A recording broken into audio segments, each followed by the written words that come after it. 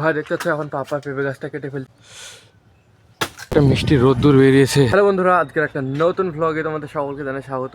ভাই দেখতে পাচ্ছ আজ সকাল সকালে পাপা এই জায়গাটায় যেখানে আমাদের প্লাম্বিংয়ের কাজটা হয়েছিল, পাইপটা দেওয়া হয়েছিল কলের এই দিকটা দিয়ে, এখানে তো ফাঁকা জায়গা ছিল, তো এই জায়গাটা মাটি দিয়ে তোমার দেখতে পাচ্ছ বুঝিয়ে দিল জায়গাটা। এই যে পাপা মাটি দিচ্ছে, মাটি দিয়ে এখন হয়ে গেছে, আর একটু তোমার মাটি আছে, টেনে টেনে ওই দিকটা দিয়ে দিচ্ছে, এই জায়গাটাকে তোমার ঠিক করে দেবে। ভাই আমাদের কলে আর লিক করছে না, ওই জন্য ভাই এখন মাটি দিয়ে বুঝিয়ে দেওয়া হলো। যদি লিক করতো তাহলে বুঝিয়ে দেওয়া হতো না, ওই জায়গাটায় আবার তোমার আঠা দিতে হতো, আঠা দিয়ে ওই জায়গাটা ভালোভাবে ব্ল্যাক টিপ জড়িয়ে ওই জায়গাটা আবার তোমাকে ঠিকঠাক করতে হতো, দিয়ে তোমার কলে আবার জল ঠিকঠাক করে উঠতো। লিক করেনি, ওই জন্য আমরা বুঝিয়ে দিলাম এই জায়গাটা। ভাই দেখতে পাচ্ছ এখন জায়গাটা পুরো ক্লিন হয়ে গেছে। আজকে মিস্ত্রি আসবে ভাই, ওই জন্য দেখতে পাচ্ছ এই সবগুলো পাপা আজকে পরিষ্কার করছে। এই দেখো যত বাঁশখুঁটি এদিকে আবর্জনা তত ভর্তি, এগুলো তোমার পরিষ্কার করছে। গাছ টাছের এইগুলো মানে ডালগুলো কেটে দিতে হবে, ওইসব নিম গাছের, নাহলে ওই প্লাস্টার করতে অসুবিধা হবে। ভাই দেখতে পাচ্ছ এখন পাপা পেঁপে গাছটা কেটে ফেলছে, কারণ আমাদের এই পেঁপে গাছটায় তোমার পেঁপে ধরে, কিন্তু ওই পেঁপে গাছটায় তোমার পেঁপে ধরে না। দেখতে পাচ্ছ তোমার পাতাগুলোও কীরকম হয়ে গেছে, তোমার মরা মরা। এই যে এই পেঁপে গাছগুলো পেঁপে ধরেছে, কিন্তু ওই পেঁপে গাছগুলো পেঁপে ধরে না।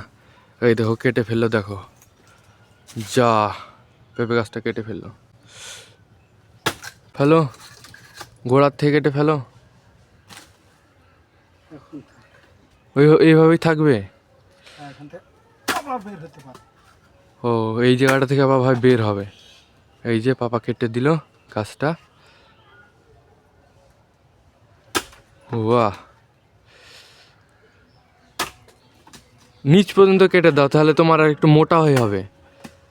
রোগা আছে ওই জায়গাটা, এইটা সলিড হয়ে গেছে। তো এই যে পুরোপুরি কাটলাম না, কারণ বলে এখান থেকে আবার তোমার বের হবে বলে পেঁপে গাছের এইরকম ডাল, ওই জন্য এত দূরে তোমার কাটা হলো।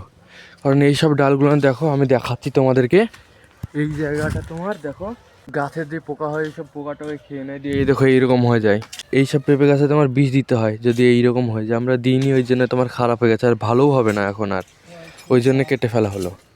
ভাই সকাল সকাল আমি এসেছি আমাদের বাজারের দিকে, আর বাজারের দিকে এসে দেখতে পাচ্ছি এত তোমার সুন্দর একটা মিষ্টি রোদ্দুর বেরিয়েছে, যেটা আমাদের বাড়ির ওখানে তোমার অত ভালোভাবে লাগেই না।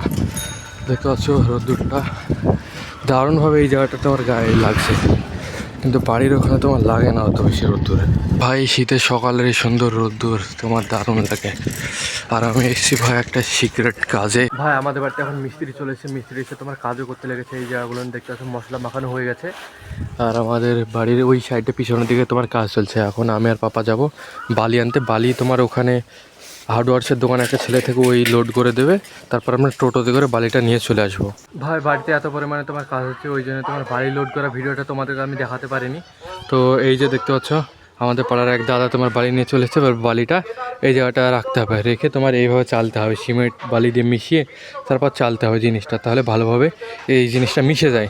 এখানে দেখতে পাচ্ছ আমাদের বালিটা চলে এসছে, প্রচুর কাজ আর কাজের চাপ, এই জন্য তোমাদেরকে দেখাতে পারিনি। তো এই যে ভ্যান গাড়িটা ঢুকিয়ে দিল। হ্যাঁ এখানেই রাখো, এই সাইডে নামো, এই সাইডে নামো, এই সাইডে নামালে ভালো হয়, ছাগলগুলো ফেলে দেয়। হ্যাঁ হ্যাঁ ভাই আমাদের মশলা টশলা মাখিয়ে আমাদের এই দিকটা দেখতে হচ্ছে প্লাস্টার হয়ে গেছে, আর এখন আমাকে খুলতে দিয়েছে এই মাচার এই বাঁশটা, সব বাঁশ আমি খুলে দিয়েছি। দেখতে পাচ্ছ নিচে সব পড়ে আছে, টিন বা সব কিছু পড়ে আছে, শুধু এই বাঁশটা বাকি।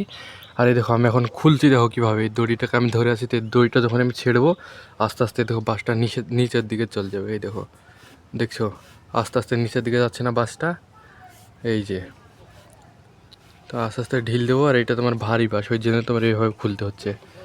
এই দেখো, আর আমাদের এই দিকটা পুরো কাজ হয়ে গেছে, এখন পুরো এই দিকটাও বাকি।